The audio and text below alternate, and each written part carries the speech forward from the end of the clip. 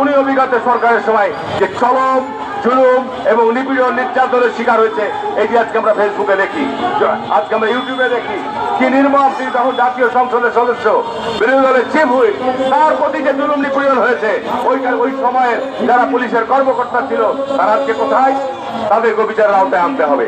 সুতরাং বিগত সরকারের আমলে বাংলাদেশে যে কর্তৃত্ববাদী শাসকরা তাদের ক্ষমতাকে স্থায়ী করার জন্য গুম, বিচার বৈধ হত্যাকাণ্ড এবং যে জুলুম নিপীড়ন করেছে, এদের অবশ্যই দ্রুততম সময়ের মধ্যে বিচার আওতায় আনতে হবে। নির্বাচন নিয়ে কোনো তাল বানাতে চলবে না। ফেব্রুয়ারির মধ্যে নির্বাচন হতে হবে। এ নিয়ে কোনো ধরনের এর সাথে অন্য কিছুকে মেলানো যাবে না। এই বলে আজকে আমি আর বক্তব্য শেষ করলাম। সবাইকে ধন্যবাদ। আসসালামু আলাইকুম ওয়া রাহমাতুল্লাহ। ধন্যবাদ, অশেষ কৃতজ্ঞতা। আমরা এ পর্যায়ে প্রধান অতিথির অনুমতিক্রমে সভাপতির বক্তব্য রাখবেন বারবার নির্বাচিত কাউন্সিলর অপরাজেয় বাংলাদেশের অন্যতম সহসভাপতি আলহাজ বাদল সরদার। বিসমিল্লাহির রহমানির রহিম। অপরাজেয় বাংলা আয়োজিত আজকের সভার সম্মানিত সভাপতি, আমি নিজে মঞ্চে বসে বাংলাদেশের বিএনপির শেখ হাসিনার আতঙ্ক এক সময়, আজকের প্রধান অতিথি আমাদের প্রিয় নেতা, প্রিয় বড় ভাই জনাব জয়নাল আবিদিন ফারুক ভাই, উপস্থিত উত্তরবঙ্গের আমাদের প্রিয় নেতা হারুন ভাই সহ অন্যান্য নেতৃবৃন্দ, সাথী ভাইরা, আসসালামু আলাইকুম। প্রিয় সাথী ভাইরা, আজকে বাংলাদেশে একটি চক্রান্ত হচ্ছে।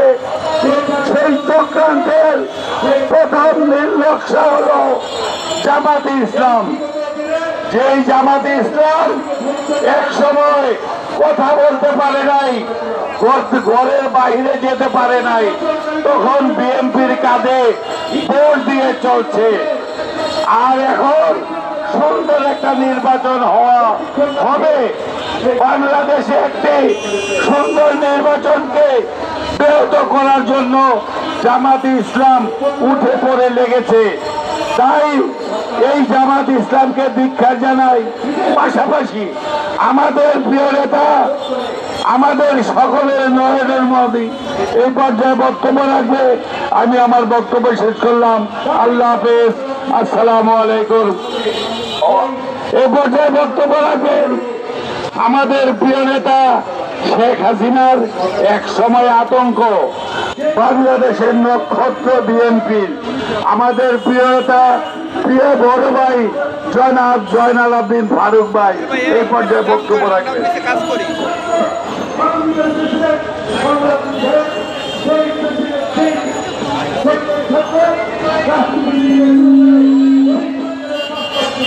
বিসমিল্লাহির রহমানির রহিম। প্রিয় ছাত্ররা, আমি আপনার